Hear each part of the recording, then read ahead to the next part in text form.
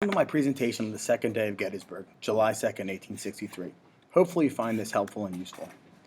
As dawn broke on July 2nd, 1863, Lee and his trusted lieutenant Longstreet gazed out from the cupola of the Lutheran Seminary. From this high vista, they were able to see the Union lines dug in along Cemetery Hill and the ridges that ran south roughly a mile away. However, their knowledge of the force in front of them still left much to be desired, because Stuart and his cavalry were still missing from the field. Through their binoculars, the two generals could see that the now famous upside-down fishhook of the Union was beginning to take place. No, not that fishhook. This fishhook. As you can see at the start of Day 2, the Union occupied the high ground along Culp's Hill, the Evergreen Cemetery, and Cemetery Ridge. Recognizing the strength of the line, Longstreet once again pressed Lee to swing around the Union lines and position themselves between D.C. and the troops in blue. But Lee was determined to fight.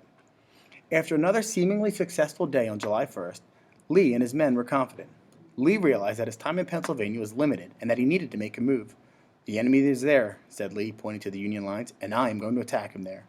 With his mind made up, Lee decided to launch an attack on both flanks or ends of the Union lines. After initially trying to attack the Union right flank on Culp's Hill and being repelled, Lee decided instead to focus his attack on the Union left. Lee ordered Longstreet to attack the Union left with 3 of his 4 divisions. Pickett's division was still too far to be engaged. Many blamed Longstreet for being too slow to attack on that day, as he took nearly 3 hours to get into position. After the war was over, some Southerners accused Longstreet of deliberately slowing his attack, since he didn't believe it was the best course. However, according to the general, the delay was actually a result of Stuart's absence. Both Lee and Longstreet agreed that the Confederates needed to surprise the Union Army on their attack.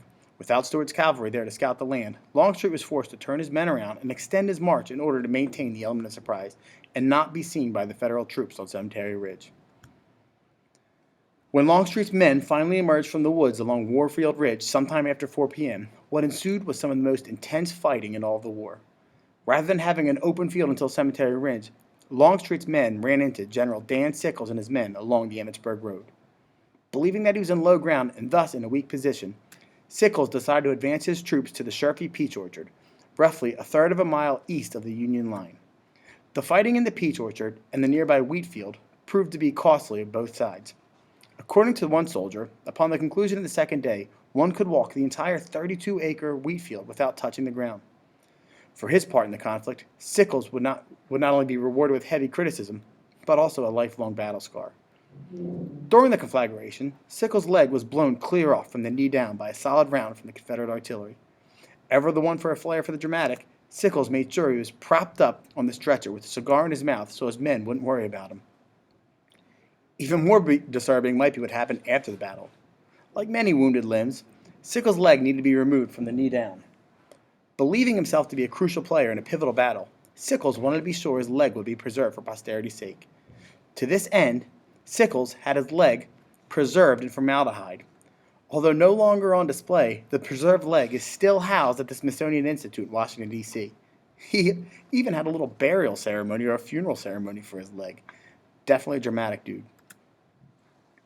While historians are divided about the impact that Sickles had on Day 2, one thing is for sure, that the Little Round Top and the fight for it was crucial to the Union victory at Gettysburg.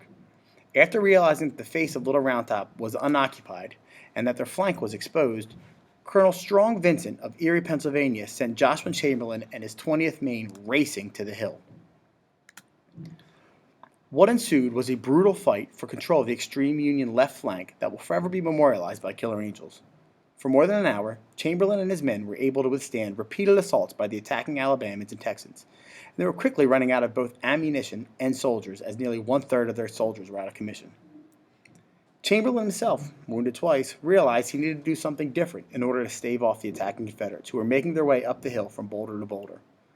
By drawing upon his examinations of the military manuals and the urgency of the situation, Chamberlain grabbed the regimental colors and exclaimed, "Bayonet!" While the bayonet charge had become outdated by this point, this unexpected maneuver was able to hold off the attacking Confederate forces and save the high ground for the Union at the end of Day 2.